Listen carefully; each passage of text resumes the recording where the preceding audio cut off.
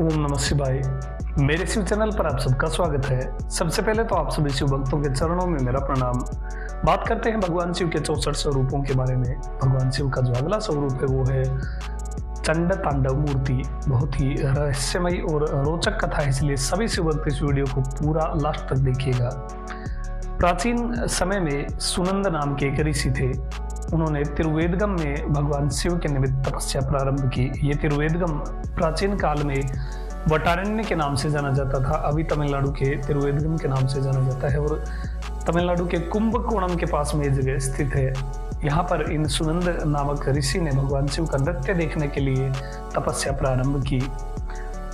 इस तपस्या के दौरान भगवान शिव के हाथ में रहने वाले एक सर्प, एक नाग जो करकोटक के नाम से जाने जाते हैं, उन्होंने इन सुनंद नामक ऋषि की उंगली पर डस लिया और अपना जहर उस उंगली के द्वारा इनके शरीर में फैलाने का प्रयास किया। किंतु शिव के प्रभाव के, शिव के प्रताप के कारण उन ऋषि को कुछ भी नहीं हुआ।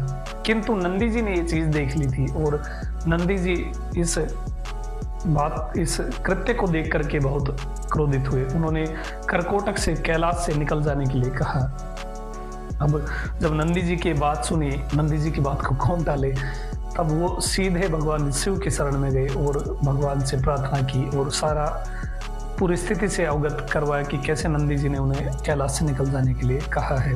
भगवान ने उनकी बात सुनी, करकोटक की बात सुनी और उसे आदेश दिया कि तुम वहीं वटारण्य यानी तिरुवेदगम में जाओ और वहाँ सुनंद नामक जो ऋषि हैं जिनको तुमने डसा है, उनके साथ लग करके तुम तपस्या करो और वहीं तुम्हें मेरे नृत्य के दर्शन होंगे, जिससे तुम निष्पाप हो जाओगे और पुनः तुम कैलाश पर आ सकोगी।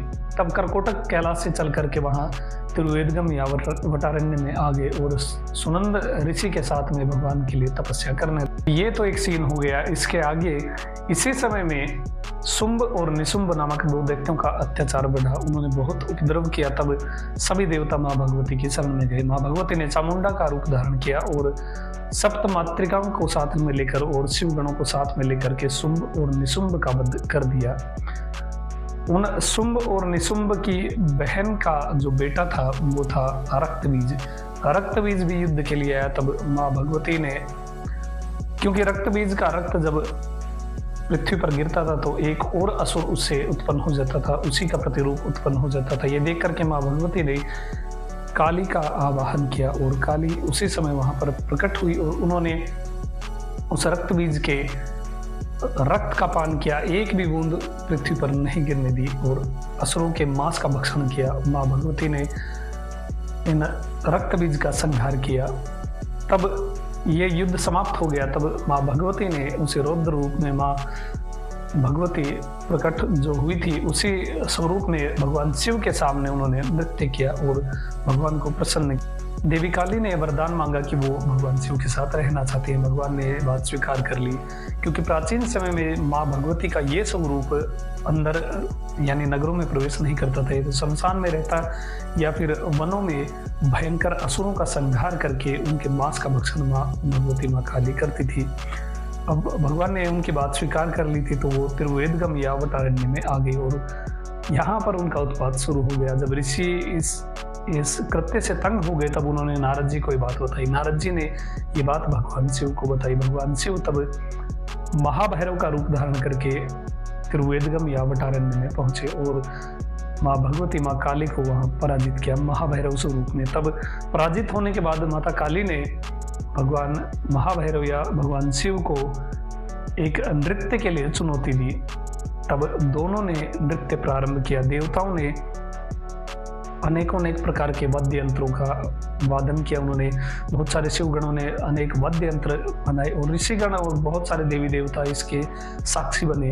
बिना रुकावट के अथक नृत्य चल रहा था। किसी भी प्रकार का कोई अवरोध नहीं था। नॉन स्टॉप डांस चल रहा था और कोई भी पराजित नहीं हो रहा था। दोनों एक दूसरे के समान रूप से नृत्य कर रहे थे। किंतु तभी भगवान शिव का जो कुंडल है वो कान का कुंडल नीचे गिर गया। अब नृत्य करते हुए ही भगवान शिव ने, हमारे स्वामी ने अपने पैर से वो कुंडल उठाया और पैर से ही वापस अपने कान में वो बिना नृत्य को रोके हुए उस कुंडल को वापस धारण कर लिया। ये देख करके देवी काली शर्मा गई और वो वहीं रुक गई। उन्होंने अपनी पराजय स्वीकार कर ली, क्योंकि ऐसा डांस स्टेप कोई भी नहीं कर सकता, और स्त्री भाव में उनके लिए कर पाना असंभव था, क्योंकि लोक लाज भी कुछ चीज़ होती है।